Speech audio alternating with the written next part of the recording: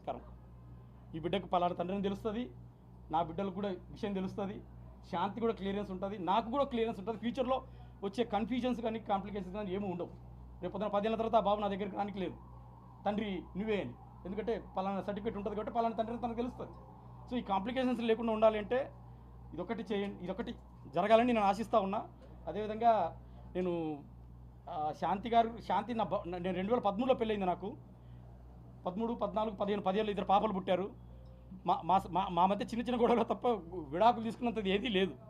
ఆమె ఎందుకో మరి 2016లో నేనేదో డాక్యుమెంట్ విడాకులు మీద సంతకాలు పెట్టానని అదంతా ఇట్ ఇస్ అ బోగస్. ఆమె అది పక్కా ఫేక్ డాక్యుమెంటు. నేను మీడియా ముందర చాలా ధైర్యంగా చెప్తున్నాను, దాన్ని కావాలంటే ఫోరెన్సిక్ డిపార్ట్మెంట్ పంపించండి, అది ఫేక్ డాక్యుమెంట్.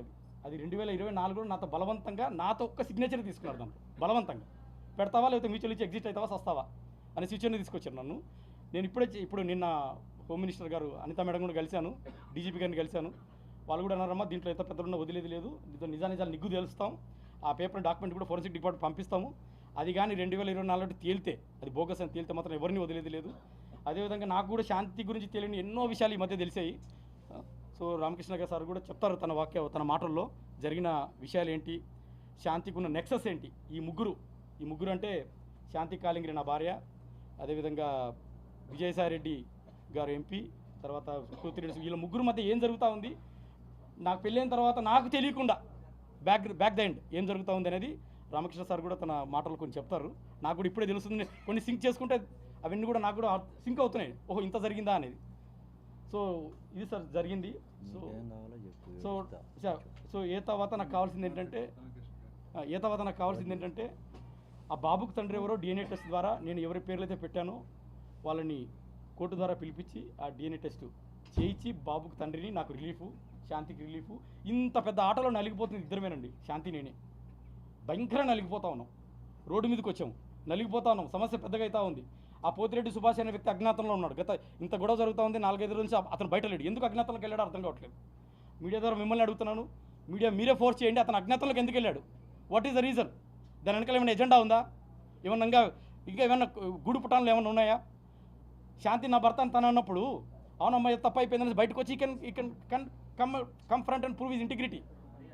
సో అతను కూడా ఆల్రెడీ పెళ్ళి అయింది.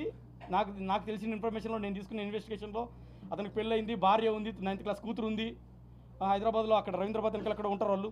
సో నేను అనేది ఒకటే క్వశ్చను, ఇప్పుడు అతను అజ్ఞాతంలోకి ఎందుకు వెళ్ళాడు. ఒకవేళ విజయసాయిరెడ్డి గారు పెద్దలు, నా తండ్రి వయసు ఉన్నటువంటి వ్యక్తి, ఒకవేళ నేను అలిగేట్ చేశాను, నాకున్న శాంతి గారు చెప్పింది నేను అలిగేట్ చేశాను కాబట్టి ఆయన యొక్క నిజాయితీని, ఇంటిగ్రిటీని ప్రూవ్ చేసుకోవడంలో ఏ తప్పు లేదు. వచ్చి మీడియా ముందుకు వచ్చి తను ఏదన్నా నేను రెడీ అని చెప్పేసి DNA టెస్ట్కు తన నిజాయితీని ప్రూవ్ చేసుకొని, ఒకవేళ తను లేకపోతే ఈ ప్రజల ముందు చెప్తున్నాను, 10 కోట్ల మంది తెలుగు ప్రజల ముందు, ఒకవేళ ఆయన లేకపోతే సాష్టాంగ నమస్కారం చేసి ఆయనకు నేను తప్పు జరిగించారని చెప్తాను. సో దాని ద్వారా ఆయన ఒకవేళ ఏదైనా డిఫేమ్ అయి ఉంటే అది బ్యాక్ అవుతుంది. సో నాకు కావాల్సింది ఒకటే, ఆ తండ్రికి బిడ్డెవరు, ఫ్యూచర్లో కాంప్లికేషన్స్ వద్దు నాకు. నేను అది కోర్టు ద్వారా కూడా అడుగుతున్నాను. సో కోర్టు ద్వారా కూడా I'm going to send a summons to all the people.